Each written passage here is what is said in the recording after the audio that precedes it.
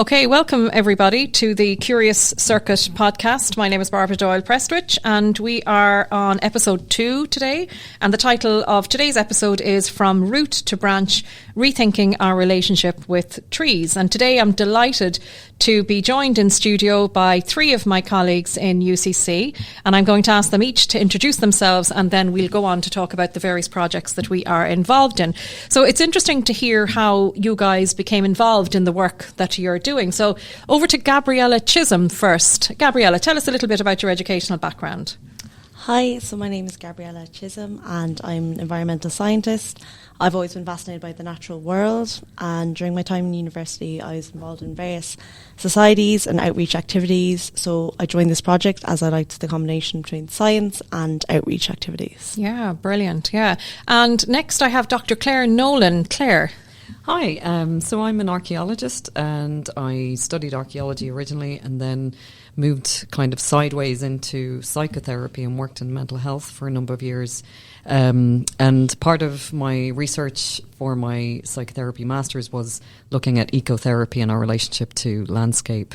And so then I took those interests and put them together in my PhD, which looked at the relationship between heritage and well-being.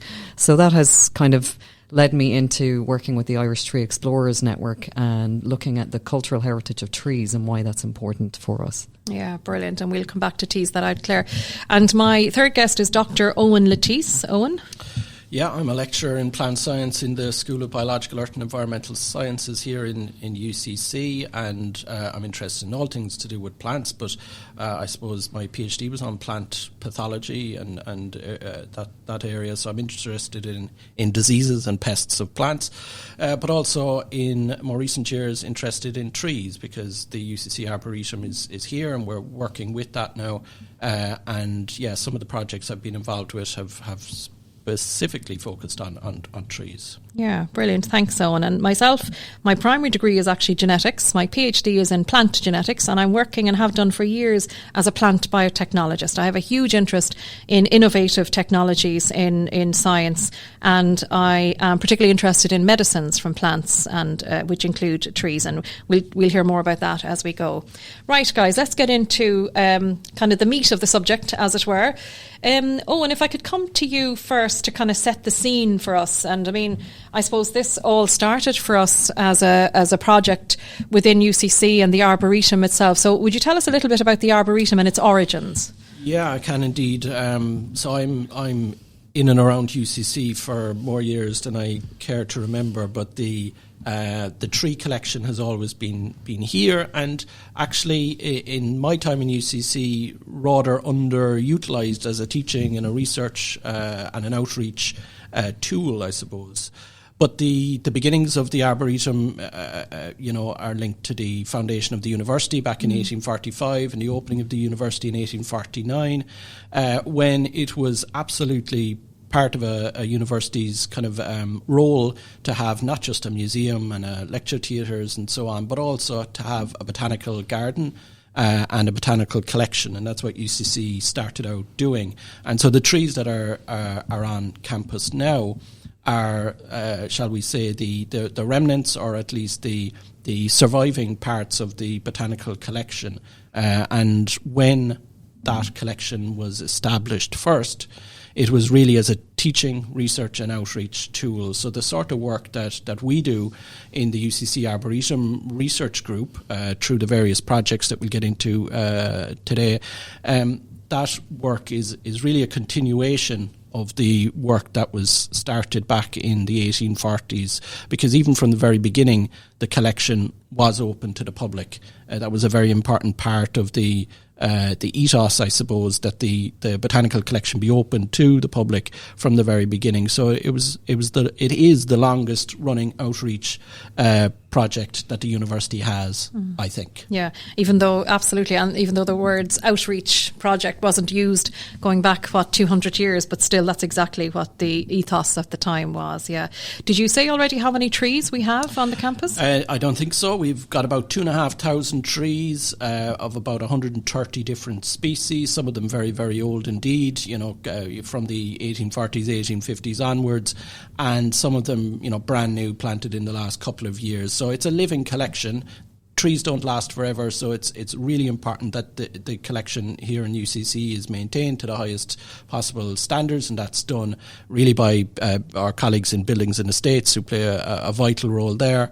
People may or may not know that the UCC Arboretum is accredited internationally by ArbNet, which is really important. So it is a collection of national and international importance, and I suppose what we try to do in the research group is to draw attention to the collection, utilise it in whatever way we can in our teaching, in our research, and through our outreach activities, but also to make it an open space where people can engage with trees, through cultural aspects, through art forms, just if people want to come in and walk around campus, that's absolutely a very common sight as well. So it's really a collection that belongs to Cork City and to Cork, not just UCC, and it forms a vital part of Cork's tree canopy as well. Yeah, it certainly is a beautiful campus, and we hear our international visitors comment all the time. Just to say, I heard you say there that we use it as a teaching and research resource, and for myself, I'm currently involved in teaching pharmacy students, third-year pharmacy students, and amongst the collection we would have yew trees, for instance, and the yew, it's called Taxus baccata, is the European yew, and of course from Taxus we get the anti-cancer drug paclitaxel, which is used to treat ovarian and breast cancer. From the willow we have the precursor of aspirin. And of course, from one of our trees, the maidenhair, it's Ginkgo biloba, we get compounds called ginkgolides, which are used to improve the fluidity of the circulatory system. So all very interesting. I see on the leaflet that we've provided kind of to members of the public, it's like a self-guided leaflet, isn't it, to take a tour of the trees. Do you want to tell me a little bit more about some of the trees, just even listing some of the trees on that tour, Owen, for instance? I can indeed. So I suppose the UCC Arboretum project, if you like, started out with a small amount of seed funding from Green Campus here in UCC. And as part of that, we started putting together a tree tour that people should take. And of course, in the initial stages, we did that in person. I can still remember doing the first tree tour. It was described as the first tree tour in UCC in living memory. We couldn't remember, nobody could remember anybody ever doing it before. So we did that. Oh God, I don't know, was that 2019 or 2020? 2019, I suspect, late 2019. Before COVID, anyway. Absolutely. Yeah. And so we realised, look, we can't be there all the time to give tours of the collection. So we've done various things from the website, which has information about the trees, but also a sort of a self-guided tour. So people may have seen our leaflet dotted around the place. You'll be able to pick up copies in the Glucksman or in the UCC Visitor Centre as well. I think it's online as well, Owen, It's absolutely online on our website, so ucc.ie/en/arboretum. Will get you to the UCC Arboretum pages, and what we've done really is picked out our 10 favourite trees of the 2,500 that are there. So things like the Willemi pine, which is one of the rarest trees in the world, of real international importance, to the strawberry tree arbutus, which people may have heard about, and you'll certainly have heard of arbutus in place names and in other things as well, which is, well, is it a native tree, is it not a native tree? That's a debate that's currently being had in the literature as well, but it's we've got a couple of examples there. If people know UCC, they'll know that the giant sequoias outside the library, Sequoia giganteum, yeah. Two of the that species is the largest trees, are the largest trees in the world. Our ones are a little bit smaller than the largest in the world. They're about 27 or 29 metres tall. Horse chestnuts, Lucum oaks, Monterey pines, willows, you name it, we have it. And I suppose the beauty of the collection is its diversity. Yeah. It was not established to try to contain native species only. It's about the weird and the wonderful, the exotic from all around the world. So we have trees from Asia, America, South America, you name it. Fantastic collection. And you mentioned earlier the great work that buildings and estates do in maintaining that, and a big shout out to the head gardener, Jack Murphy, who we've worked alongside as well. Gabriella, could I come to you for a minute? Like the work we do as a group, we do a lot of outreach work, and we put great emphasis on that. In terms of the audience, can you tell me about some of the work that you've been involved in, in targeting different audiences? Owen mentioned the tours, and, what other kind of events or projects have we been involved in? So I-10 has been involved in tree tours within UCC Arboretum, but the I-10 team also attends festivals and events across Ireland, including Bloom, and the Carnival of Science, which was a big one in Cork last summer. And the audiences do vary. In Bloom, it was, I think, a bit more of an older crowd, and we would have got more detailed questions, would have been a different level of interaction, whereas events like Carnival of Science, it was targeted at a younger audience, mainly primary school children. So we would have had a lot of people attending our stall, but perhaps not asking as many detailed questions, which is just good to observe. And actually, Bloom, what are the figures for Bloom? Do we remember? Would it say 40,000? Is that a figure I remember? Visitors, you're talking about 100,000 over 3 or 4 days. Yeah. Now, we can't claim to have met all 100,000, but certainly we were busy. There were 5 of us working there over 4 days, 5 days? 4 or 5 days, yeah. So it's incredible the numbers coming up, isn't that right? And the thing about those events is the fun. They were great really, fun. really fun events to attend and talk to people at. And we did do surveys at both of these events. So for Bloom, we had, I think it was 365 votes cast, and Carnival of Science over the 2 days. What were they voting for, Gabriella? So we did a vote on Ireland's favourite forest / park. The winner was Donadea Park, I believe, Forest Park in County Kildare. Oh, yeah. And for Cork Carnival of Science, we had a vote for Cork's favourite tree. What's Cork's favourite tree? Tell me. Oh, drum roll. It was the oak tree. The oak tree, okay. And I think we did that competition in the Phoenix Park as well. So do Dubliners differ to the Corkonians then? What? I think in Phoenix it was just the park and forest survey we did.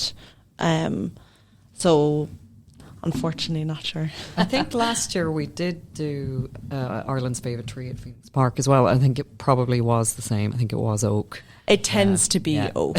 Oak, the oak is a popular one. Cherry blossom tends to be a runner-up. And actually, guys, I remember one of or a few of the entries from small kids was their favourite tree was the Christmas tree, or there was a climbing tree was one of the entries as well, wasn't it? Yeah. And you meet all sorts of these. So we had the Taoiseach, Micheál Martin, voting for his favourite tree, and we had Malcolm Noonan, the minister, voting for his favourite tree. So these events are really useful for bumping into people and engaging them on policy and on what we're doing. No, it's incredible. And going back to Gabriella then for a second, so the audiences vary, don't they? Because we've encountered, or we run kind of tours for very young primary school children, so any primary school teachers listening, we do those. We do, what else do we do? So we've done tours for national, or I guess like lifelong learning festival in which takes place in Cork every year, as well as for Cork City Council we do a culture night tree tour as well. So that would naturally bring in different audiences, usually perhaps a bit older, with I guess different backgrounds and various knowledge of trees. But it's great doing it across all the age groups, even our secondary schools, because I mean it's really interesting when you do the tours of primary school children. They're all smiles and they're all very enthusiastic, and it's, I guess secondary school students tend to be a bit more reserved and a bit more quiet, but it's just as important to do it for them. Yeah, we're getting great feedback though. Yeah, so again, for any teachers listening, it's something that we continue to do, isn't that no, right? I think it's good to get them out of the classroom and get them outdoors and out of their routine. So, and I think they really enjoy it. We've gotten great feedback, as you said. Yeah. And all of this thanks to our funders, Research Ireland, who have allowed us, or given us the opportunity to take this and our project and our models have been copied by other institutions around the world. I know the University in Columbia have modelled their tour from the visitors that we had there last year on, have taken the model of our self-guided tour to their campus as well. So it's all really very interesting. Claire, could I come to you for a moment? you have a PhD in archaeology, and you mentioned in your introduction your connection, the trees and how that connects to your kind of area of study. Would you tell us a little bit more about that? Yeah, of course. I think we forget how embroiled or integrated within culture trees are. If we think about it, of course, they give us, oxygen and all these fundamental things, but they've enabled us to build our houses and produce all sorts of different artifacts and things that we need on a day-to-day basis, but also stuff that's quite fundamental to our cultural identity as well. So if I take, for example, the willow tree, it was used for basketry, for wicker work in making wattle and daub houses, fencing, trackways to get across the bog or to access resources in the bog. But it was also used to make wooden objects. So one, for instance, is the medieval ceremonial drinking vessel called the mether, which is what the McCarthy cup is styled upon. That's interesting, isn't it? It's not something we think about when we look at the McCarthy cup. So and the same goes for harps. Willow was used quite often to make harps, and if you think about it, we wouldn't have music without wooden instruments. So these are really, really fundamental to who we are. And the other aspect of how part of culture they are is with the place names we have. Owen mentioned place names earlier. And 20% of the 60,000 townlands we have in Ireland are named after trees. So that's something to think about as well when we're driving through the landscape from A to B.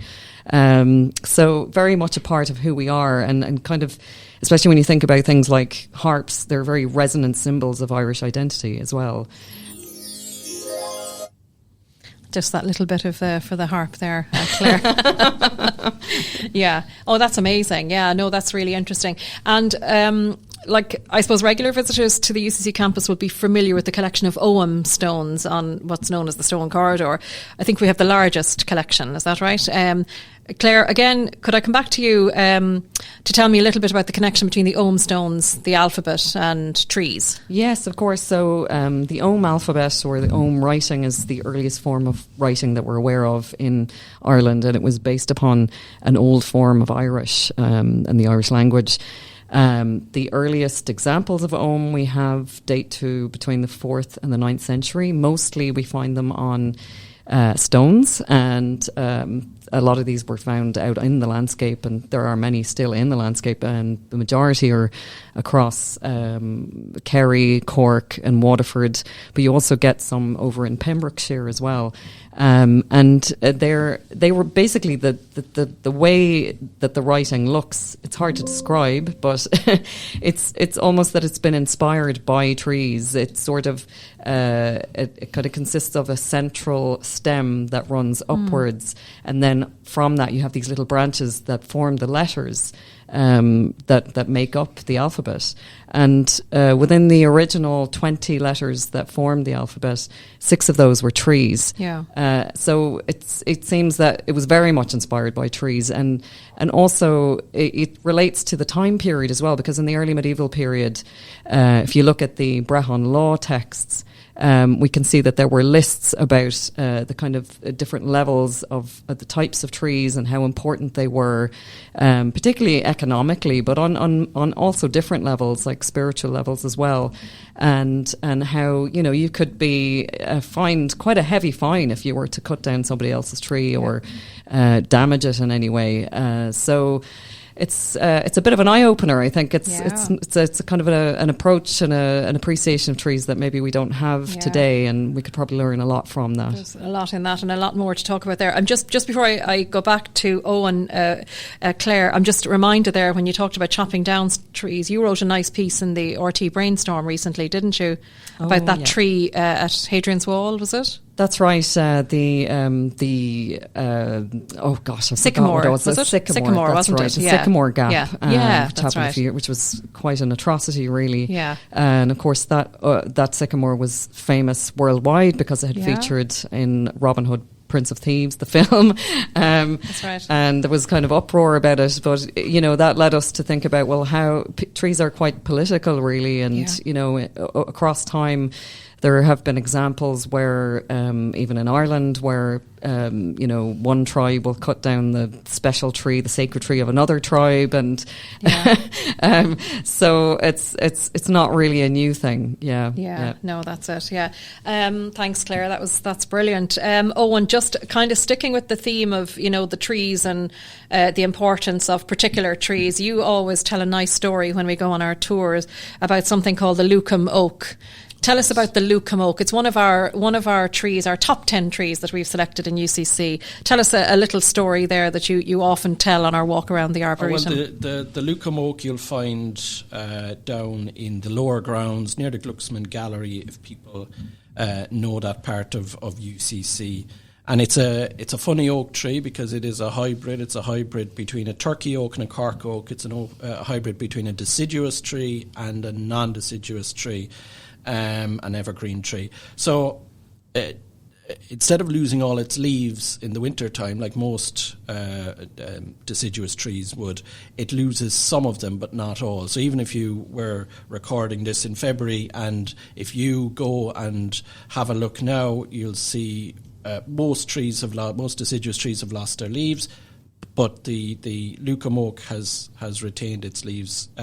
It was a hybrid produced by William Lucan back in 1762 in the UK. And Lucan so much enjoyed and loved this particular hybrid that he created that he wanted to be buried in a coffin made from Lucan oak. So he had the first ever Lucan oak chopped down, made into planks, put under the bed to wait for the day that would arrive when it would be useful. Unfortunately or fortunately for William, he lived to be nearly 100 years old, so by the time they pulled the planks of wood out, it had all rotten and they had to chop down the second Lucan oak. So we're very lucky to have a very, very good specimen, a healthy specimen, and an old specimen of Lucan oak here on campus as well. Yeah, interesting. Thanks for that story, Owen.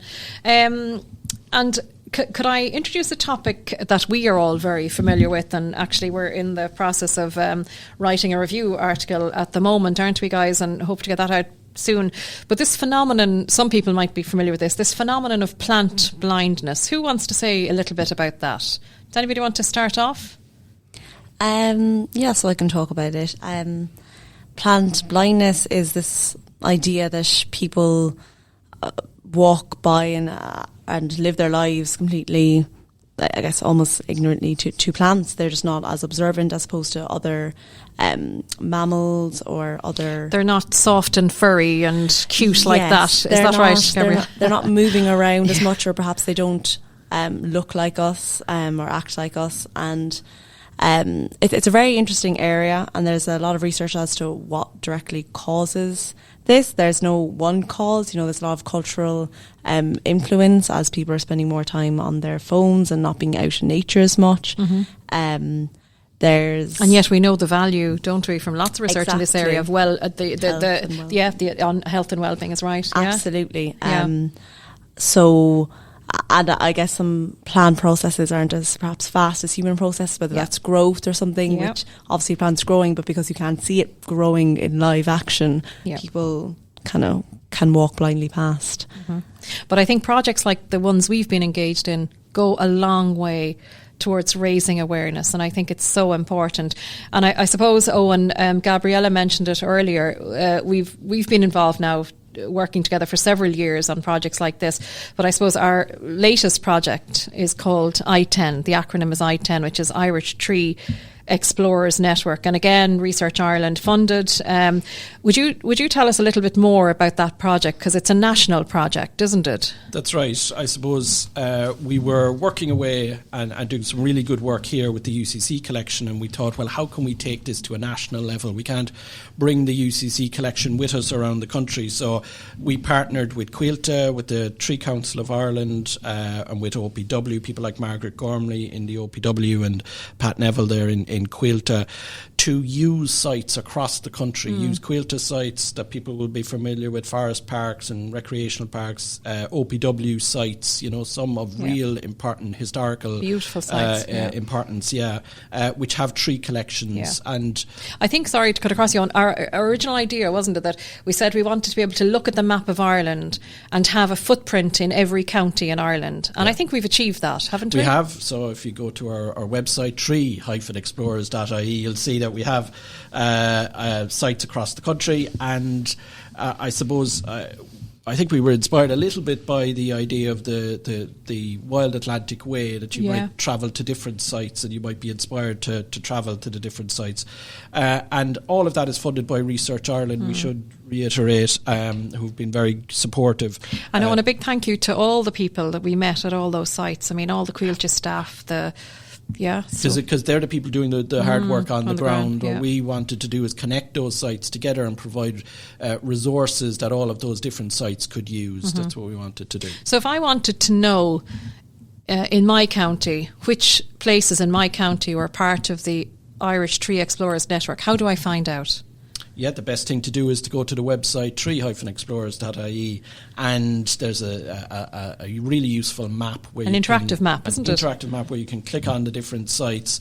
There are definitely sites that aren't in the network simply because it takes time and resources to get them on board, but there's one in every county, so go and seek it out. And are we encouraging people to get in touch with us to include more? Is that still on the cards? Absolutely. I mean, you can always get in touch, and we'll keep it in the filing cabinet, let's say. And no, we need more sites, and I think the beauty of this is building up the sites gradually over time to make sure that each one is I suppose, meet certain standards. We do like to make sure, and we visited, as part of the project, we visited every site. We've talked to people on the ground, and it's about not us coming in and saying all of a sudden this is an I-10 site. It's about talking to people, wondering what they want, what they would like from I-10, and figuring out what are the benefits and what are the potential problems as well in a thing like that. And one of the things I've discovered from going to those festivals, Gabriella, that you were talking about, Bloom and the Cork Festival and several others as well, is that when people are out walking, they really want to know what tree they're looking at, and not every tree is recognisable, right? So one of the things we embarked on was the signage project, isn't that right? So, and we've rolled out signs to lots of different sites, haven't we, Claire? That's right, yeah, and they can correspond with the website where we have information on each individual tree. Not every tree in the world is in there, but some of the most common trees that are found in Ireland, both native and non-native. So that when you look at the sign, you can photograph the QR code or just go to the website address, and then it'll lead you to the I-10 website where you can find out more information. Yeah. And I have to say the website is looking good, guys. Yeah, and lots of resources there available. I come back to schools as well. We've beautiful posters, isn't that right? And we are regularly updating the website, including our I-10 sites. So as we develop the map, we're constantly adding sites. Yeah, so it's never too late. Is that right? Donegal, I think, is the most recent one. Is that right? Yes, yeah, exactly. Yeah, brilliant. We have another couple of minutes. Claire, I want to come back to you about something I remembered from one of the visits to one of those sites, and I think one of our sites is Cool Park. Is that right? Yeah, so Cool Park is it's a tree collection, it's an old estate that's in Galway. It was the original, the home of Lady Gregory, who was one of the founding members of the Abbey Theatre and who has written extensively about Irish mythology and legends and was part of the Irish revival in the 19th century, in the early 1900s. And so part of living at her estate was to have amazing kind of fantastic visitors coming to stay with her, people like William Butler Yeats and other literary and political figures. And while they were there, they inscribed their names on this beautiful copper beach that is still there today, and you can go and see their autographs all over the tree, and it's a really important part of Irish history, not just literary history, but political history as well. So it's it's quite an amazing thing to see, and it's well worth a visit. Yeah, brilliant.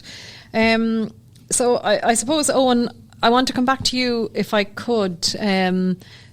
I don't know if you want to say more about the I-10 project. I know we have a big event coming up that you want to talk about as well, but... Just to mention the symposium that we have coming up on the 19th of March, and it's the same title as the title of the podcast episode. So which remind us. No excuses for forgetting it. From root to branch, rethinking our relationship with trees. We'll have scientists, we'll have people talking about the cultural aspects of trees. It's a real diverse collection of people talking at that. It's a free symposium taking place down in the new building in Fota Wildlife Park. Beautiful setting. And absolutely. actually, we released the tickets the other day. It's free, as Owen says. They sold out within a matter of, I think, an hour. But what's the good news, Owen? The good news is we've released some more tickets. They're selling like hotcakes, but people should check out the website and check out the social media to see if the last few tickets are available. Yeah. And we have our speakers are confirmed. And where can people find out about the speakers? Check out our website. That'll bring you to an Eventbrite page, and we'll have information there on the speakers confirmed. Yeah, absolutely. Okay, we're nearly wrapping up, but I just reminded now to ask Owen about one more thing, if you don't mind. Back to you, Owen. There, you've talked about the fabulous collection in the UCC Arboretum, but one of the trees I just want to spend just a little bit more time talking about is the ginkgos, the ginkgo biloba. And I know I've mentioned already my own personal interest in, say, pharmaceutical compounds from trees, and I've mentioned the ginkgolides, and there's a factory out the road in Cork that actually specialise in extracting metabolites from the ginkgo leaves that are grown in different parts of the world. But we had a nice encounter, and I know, Owen, you developed this kind of side project. I think, is it called the Hiroshima project? Yeah, project? I suppose the beauty of the Arboretum project and the support of I-10 means that smaller kind of spoke projects are building up around that and creating a bit of momentum, including separately the plant, the tree root microbiome project. We're looking at the microorganisms surrounding the roots of trees, in particular the Monterey pine. But the Hiroshima project is around ginkgo, and as people will know, the Hiroshima was bombed at the end of the Second World War. One of the few things to survive were the ginkgo trees, and what we do is take seeds from what are called these survivor trees. We grow them in Cork, and we're planning to plant them out in the collection. So it's a nice historical link as well. Yeah, brilliant. Okay, well, all that remains is for me to say thank you most sincerely to Owen, Claire and Gabriella. That's been delightful. Thank you for sharing your knowledge with us, and we'll say goodbye. Thank you, guys. Thanks, Barbara. Thank you. Barbara.